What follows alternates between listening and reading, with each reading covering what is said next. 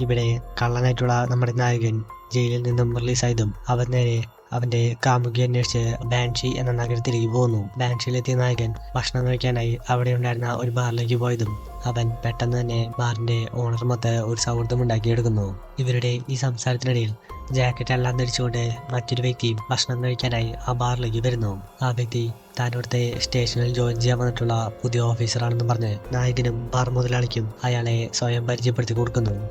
അങ്ങനെ സ്മൂത്തായി കാര്യങ്ങളെല്ലാം പോയിക്കൊണ്ടിരിക്കുന്ന ടൈമിൽ പെട്ടെന്ന് തോക്കെല്ലാമായി കുറച്ച് ആൾക്കാർ അവിടേക്ക് കയറി വന്നതും അവർക്കിടയിൽ ഉണ്ടായിരുന്ന സംഘർഷത്തിനിടയിൽ പുതിയതായി ജോലിക്ക് വന്ന പോലീസ് ഓഫീസർ അവിടെ വെച്ച് കൊല്ലപ്പെടുന്നു. മരിച്ചെടുക്കുന്ന ഓഫീസറെ കണ്ട് നായകന്റെ മനസ്സിൽ ഒരു ഐഡിയ തോന്നിയതും അവൻ തന്റെ ഹാക്കറായിട്ടുള്ള ഫ്രണ്ടിനെ വിളിച്ച് തനിക്ക് വേണ്ടി പോലീസ് വെബ്സൈറ്റിൽ നിന്നും ആ ഓഫീസറുടെ ഫോട്ടോ എല്ലാം മാറ്റി അതിനു പകരം തന്റെ ഫോട്ടോ പേസ്റ്റ് ചെയ്ത് വെക്കാനായി പറയുന്നു. ബുദ്ധിമാനായ നായകൻ ആ ബാറിന്റെ മുതലാളിയും കൂട്ടുപിടിച്ച് ആ ബോഡിയെല്ലാം മറവച്ചതിനു ശേഷം ഹാക്കർ സുഹൃത്ത് വന്നിട്ടുള്ള ഫേക്ക് ഐഡന്റിറ്റി യൂസ് ചെയ്ത് ആ നാട്ടിലെ പോലീസ് ഓഫീസറായി മാറുന്നു.